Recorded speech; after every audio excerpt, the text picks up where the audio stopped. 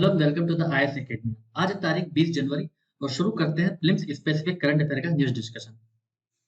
तो हमारी पहली न्यूज़ है annual status of education report, ASER report के बारे में। अभी जो एसर रिपोर्ट होती है, annual status of education report, ये कौन जारी करता है? तो ये एक एनजीओ जिसका नाम प्रथम है। तो ये एनजीओ एसर रिपोर्ट एनुअली जारी करती है। पर हुआ क्या कि बीच में कोविड पेंडेमिक आया, लॉकडाउन आया, तो इस बार की जो रिपोर्ट आ रही है 2022 वाली, ये 4 साल के बाद रिलीज हो पा रही है। इसमें 616 रूरल डिस्ट्रिक्ट को कवर किया गया, जिसमें 6.9 लाख चिल्ड्रन को कवर किया गया, जिनकी एज 3 टू 16 एज ग्रुप में थी। और ये एक हाउस होल्ड सर्वे होता है, ना कि स्कूल बेस्ड सर्वे होता है, क्योंकि जब आप हाउस होल्ड सर्वे करते हो तो आपको पता चलता है कि कितना ड्रॉप आउट रेशो है, कितने बच्चे गवर्नमेंट स्कूल में है, कितने बच्चे प्राइवेट स्कूल में है। अब इसकी फाइंडिंग्स जो है वो बहुत इंपॉर्टेंट होती हैं, क्योंकि इसकी फाइंडिंग्स हम सीधा सीधा यूज कर सकते हैं हमारे मेंस के आंसर में, हमारे एसे को सब्सटेंशिएट करने में। तो पहली इंपॉर्टेंट फाइंडिंग इसकी ये है कि जो बच्चों का एनरोलमेंट है, चिल्ड्रन का एनरोलमेंट है स्कूल्स में, वो गवर्नमेंट स्कूल में बढ़ा है। क्योंकि 2018 में ये जो नंबर था वो 65.6% था, बट यही 2022 में 72.9% जो बच्चे हैं वो गवर्नमेंट स्कूल में एनरोल्ड हुए हैं। अब इसके पीछे की वजह ये बताई जा रही है कि लॉकडाउन में बहुत से जो प्राइवेट स्कूल थे वो बंद हो गए थे, क्योंकि वो फाइनेंशियली सस्टेन कर नहीं सकते थे, खासकर रूरल एरियाज में। और दूसरा इम्पैक्ट ये भी था कि लॉकडाउन में कई लोगों की जॉब चली गई, तो फाइनेंशियली इतने सिक्योर नहीं थे कि अपने बच्चों को प्राइवेट स्कूल में भेज सकें। तो यही एक वजह रही कि ज्यादा से ज्यादा बच्चे गवर्नमेंट स्कूल की तरफ गए, क्योंकि गवर्नमेंट स्कूल ने इस वक्त क्या किया था, टेक्स्ट बुक प्रोवाइड किए थे, मिड डे मील स्कीम अपनी जारी रखी थी। तो इससे जो गांव के बच्चे थे, जो रूरल बच्चे थे, उन लोगों ने गवर्नमेंट स्कूल की तरफ रुख किया। और अगला जो फाइंडिंग ये है कि जो गर्ल्स का एनरोलमेंट है स्कूल में वो बढ़ गया है। अगर 11 टू 14 एज ग्रुप को देखें गर्ल्स की, तो उनका जो ड्रॉप आउट रेशो था वो 4.1 से गिरकर 2% पर आ गया है। मतलब गर्ल्स चाइल्ड होती हैं वो अब स्कूल ज्यादा जा रही हैं। इस रिपोर्ट में ये भी देखा गया कि लर्निंग लॉस कितना है। तो दरअसल एसर की रिपोर्ट हमें बहुत ज्यादा हेल्प करती है ये समझने में कि हमारे जो स्कूल की जो क्वालिटी है, जो स्कूल की जो एजुकेशन की जो क्वालिटी है वो कैसी है। क्या आपको पता होगा कि जो फिफ्थ क्लास के जो बच्चे होते हैं वो सेकंड क्लास की जो रीडिंग बुक होती है, जो अरिथमेटिक प्रॉब्लम्स होती है, वो सॉल्व नहीं कर पाते हैं। तो ये एक प्रॉब्लमेटिक चीज है हमारे लिए, क्योंकि अगर हमारे स्कूल, खासकर जो प्राइमरी स्कूल में अगर क्वालिटी अच्छी नहीं होगी, तो फिर आपका जो स्किल लेबर फोर्स होना चाहिए वो नहीं मिल पाएगा आपको। बट इस रिपोर्ट के अनुसार हुआ क्या है, जो रीडिंग लेवल से वो और कम हो गया है। क्योंकि जो क्लास 3 के बच्चे जो क्लास 2 के टेक्स्ट बुक को रीड कर पा रहे थे, वो पहले 27% रीड कर पा रहे थे, और वो गिर के अब मात्र 20% बच्चे ही, क्लास 3 के बच्चे क्लास 2 की बुक्स को रीड कर पा रहे हैं। तो जो क्वालिटी है एजुकेशन की, जो क्वालिटी वो गिर रही है। ये एक वरीसम ट्रेंड है, ये एक खतरनाक ट्रेंड है। अगर हम एनरोलमेंट में देखें, ओवरऑल यूनिवर्सल एनरोलमेंट, तो 6 टू 14 एज के ग्रुप में लगभग हमने यूनिवर्सल एनरोलमेंट हासिल कर ली, क्योंकि 98.4% बच्चे स्कूल में एनरोल हो गए हैं। पहले ये 97.2% था 2018 में, पर 2022 में ये 98.4% हो गया, जो कि हमारे लिए एक अच्छी न्यूज़ है। और एक ट्रेंड ये भी देखा गया है इसमें कि जो बच्चे प्राइवेट इंस्टीट्यूशन में जाते हैं, जो प्राइवेट कोचिंग लेते हैं, प्राइवेट ट्यूशन लेते हैं, उनका भी नंबर बढ़ गया है। 2018 में ये नंबर 26.4% था, और यही 2022 में 13.5% हो गया है। और ये ट्रेंड इसलिए भी इंटरेस्टिंग है क्योंकि जो बच्चे ज्यादा प्राइवेट कोचिंग ले रहे हैं वो वेस्टर्न इंडिया या सदर्न इंडिया से नहीं है, वो बिहार से, झारखंड से हैं, जिनका नंबर प्राइवेट कोचिंग्स में ज्यादा बढ़ा है। तो इसका मतलब ये है कि हम स्कूल में वो क्वालिटी एजुकेशन प्रोवाइड नहीं कर पा रहे हैं। तो ये फाइंडिंग्स हमारे लिए इंपॉर्टेंट है। तो यूपी से दरअसल एनजीओ में पूछ सकते हैं, जो कि एनजीओ बहुत ज्यादा न्यूज में रहते हैं। तो ये जो एनजीओ है वो लगातार न्यूज में रहती है, तो इस वजह से यूपीएससी प्रीलिम्स में इस पर क्वेश्चन पूछ सकते हैं, या फिर हम इसका जो फाइंडिंग्स है वो मेंस में अपने आंसर में डायरेक्टली यूज कर सकते हैं। तो अब चलते हैं आगे। हमारे अगले न्यूज भोपाल डिक्लेरेशन को लेकर है। अभी भोपाल डिक्लेरेशन क्या है? दरअसल भोपाल में एक 2 दिन की मीटिंग हुई थी, थिंक 20। और ये किसके अंदर हुई थी? ये G20 के अंदर होने वाली एक मीटिंग थी, जिसमें कई देशों के रिप्रेजेंटेटिव भोपाल में आए थे और उनकी डिस्कशन हुई।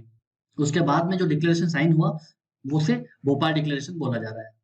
तो बेसिकली भोपाल डिक्लेरेशन का जो मेन थीम थी वो इंक्लूसिव डेवलपमेंट को लेकर हुई है। ठीक है, इसके और हाईलाइट देख लेते हैं कि इंक्लूसिव डेवलपमेंट पर फोकस रखा गया, चिल्ड्रन पे स्पेशल इम्फेसाइज किया गया, डेवलपमेंट के मॉडल को दिखाया गया जिसमें वुमेन्स लीड कर सकती हैं, नॉर्थ और साउथ के बीच में गैप ब्रिज करना था, हेल्थ के ऊपर डिस्कशन किया गया, कैसे लोकलाइजेशन एक इंपॉर्टेंट फैक्टर बन सकता है एसडीजी गोल्स में। उसके बाद कोऑपरेशन की बात की गई गवर्नमेंट, सोसाइटी और प्राइवेट ऑर्गेनाइजेशन के बीच में। तो बेसिकली हमें ये याद रखना है कि भोपाल डिक्लेरेशन क्या है, तो ये किस सबमिट का फाइनल आउटकम बन के आया है। तो भोपाल डिक्लेरेशन थिंक 20 की मीटिंग का रिजल्ट रहा है, और ये G20 के अंदर होने वाली थिंक 20 की मीटिंग थी। अब चलते हैं आगे। हमारे अगले news spot ballot eagle old को लेकर है। अभी न्यूज में इसलिए क्योंकि वाइल्ड लाइफ की टीम ने शेषाचलम जो फॉरेस्ट है आंध्र प्रदेश में, वहां पर इसको फिर से स्पॉट किया है।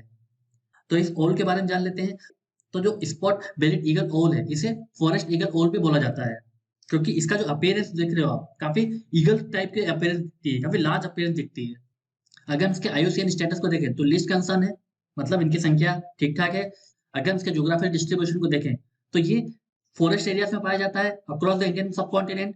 और इसके अगर फीचर्स को देखें तो ये लार्ज ट्रीज में पाया जाता है, जहाँ पे थिक फॉरेस्ट होता है, और ये स्मॉल रोडेंट और लेजर्स को फीड करता है। और सबसे इंपॉर्टेंट बात ये है कि इसे घोस्ट ऑफ द फॉरेस्ट, और श्रीलंका में इसे डेविल बर्ड भी बोला जाता है। क्यों? क्योंकि ये जब स्क्रीम करता है, जब चिल्लाता है, तो ह्यूमंस के जैसा लगता है। तो ह्यूमंस की चीख जैसी होती है ना, वैसी इसकी स्क्रीम होती है। तो ये एक इसकी इंपॉर्टेंट फीचर है जो हमें पता होना चाहिए, या यूपीएससी डायरेक्टली इनडायरेक्टली कहीं ना कहीं पूछ सकता है हमारे प्रीलिम्स में। अब चलते हैं आगे। हमारे अगले news air quality monitoring system AIAQMS version 1.0 इसके ऊपर है। अब इसे लॉन्च किसने किया है? Union ministry for electronics and information technology ने इसे लॉन्च किया है। तो अब हम ये देख लेते हैं कि इसे बनाया किसने। इसे बनाया है centre for development of advance computing, CDAC, Kolkata ने इसे बनाया है। अब इसका पर्पस क्या है? इसका मेन पर्पस ये है कि जो हमारा एयर क्वालिटी है आउटडोर, उसको मॉनिटर करेगा, और 21 पैरामीटर पे मॉनिटर करेगा। PM 1.0, PM 2.5, PM 10, SO2, NO2, carbon monoxide, oxygen, और उसमें टेम्परेचर भी मेजर करेगा ये। साथ ही साथ रिलेटिव ह्यूमिडिटी को भी ये मेजर करेगा। तो ये इतने पैरामीटर्स पर हमारी एयर क्वालिटी को ये मॉनिटर करेगा। अब इसकी फंडिंग इंपॉर्टेंट है, क्योंकि ये किसके अंदर फंड हुआ है? ये national programme on electronics and ICT application in agriculture and environment, AgriEnIcs. अब ये एग्री-एनिक्स क्या होता है? देखिए, एग्री-एनिक्स वो होता है जो एग्रीकल्चर और एनवायरमेंट के सेक्टर में रिफॉर्म लाए। किसकी मदद से? इंटरनेट की मदद से, इंटरनेट ऑफ थिंग की मदद से, इंटरनेशनल कम्युनिकेशन टेक्नोलॉजी की मदद से, मशीन लर्निंग की मदद से, रोबोटिक्स की मदद से, ताकि एग्रीकल्चर और एनवायरमेंट में हम और ज्यादा इंप्रूवमेंट और रिफॉर्म लेकर आ सकें। तो एयर क्वालिटी पे पहले भी यूपीएससी ने प्लेन से क्वेश्चन पूछ रखा है, तो हमें भी ये पता होना चाहिए कि इस एयर क्वालिटी मॉनिटरिंग सिस्टम को किसने डेवलप किया है, इसका मेन मकसद क्या है, और ये किस फंडिंग के तहत डेवलप हुआ है। अब चलते हैं आगे। हमारे अगली न्यूज नील कुरिंजी श्रब को लेकर है। अब ये न्यूज में क्यों है? दरअसल जो हमारी जो ministry of environment, forest and climate change है, उसने नील कुरिंजी को वाइल्ड लाइफ प्रोटेक्शन एक्ट के शेड्यूल 3 में रखा है।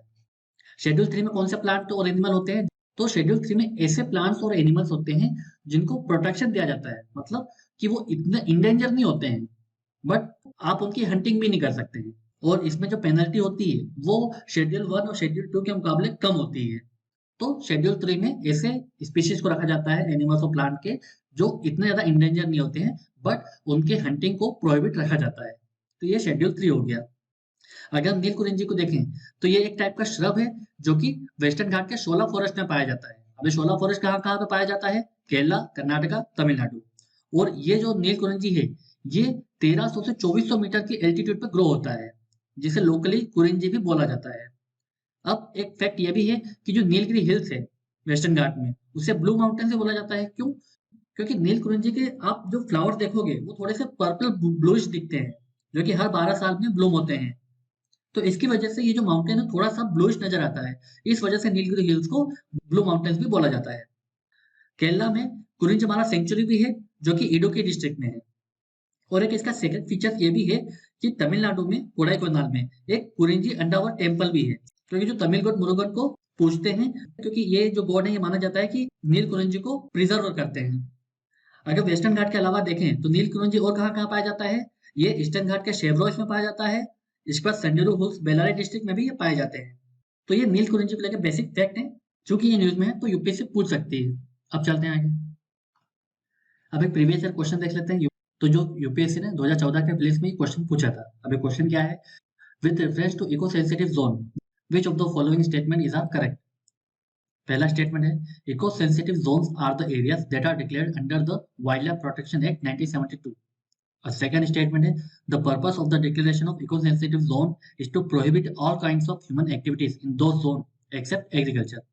तो इको सेंसिटिव जोन को लेकर क्वेश्चन पूछा गया है। तो सबसे पहले इको सेंसिटिव जोन होता क्या है, हमें ये पता होना चाहिए।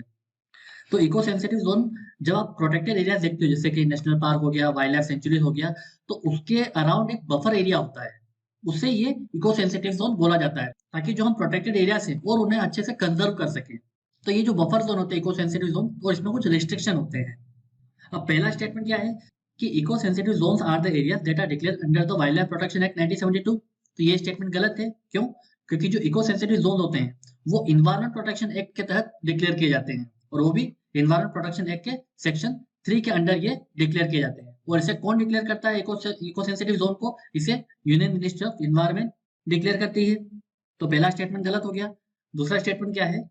The purpose of the declaration of eco sensitive zone is to prohibit all kinds of human activities in those zone except agriculture.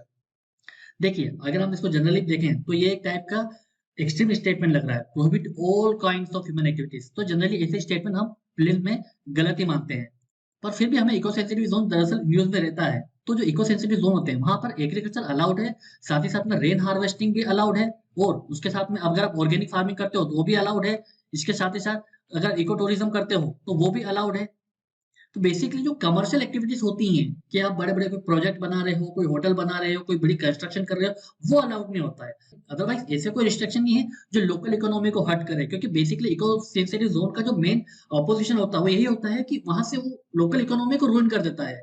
इसी वजह से जो लोकल्स होते हैं वो अपोज करते हैं इको सेंसिटिव जोन के डिक्लेरेशन को। खासकर ये चीज हमें केरला में देखने को मिल रही है। तो ये भी स्टेटमेंट गलत हो गया, क्योंकि यहाँ पर रेन हार्वेस्टिंग भी अलाउड है, इको टूरिज्म भी अलाउड है, ठीक है, एग्रीकल्चर ऑर्गेनिक फार्मिंग ये भी अलाउड है। तो इसका आंसर क्या हो गया? D, neither one nor two. इस वीडियो के पीडीएफ को डाउनलोड करने के लिए आप हमारे टेलीग्राम चैनल को ज्वाइन कर सकते हो। ऐसे ही और करंट अफेयर के वीडियोस के लिए आप हमारे यूट्यूब चैनल को सब्सक्राइब कर सकते हो। आज के वीडियो में सिर्फ इतना ही है। Thank you very much.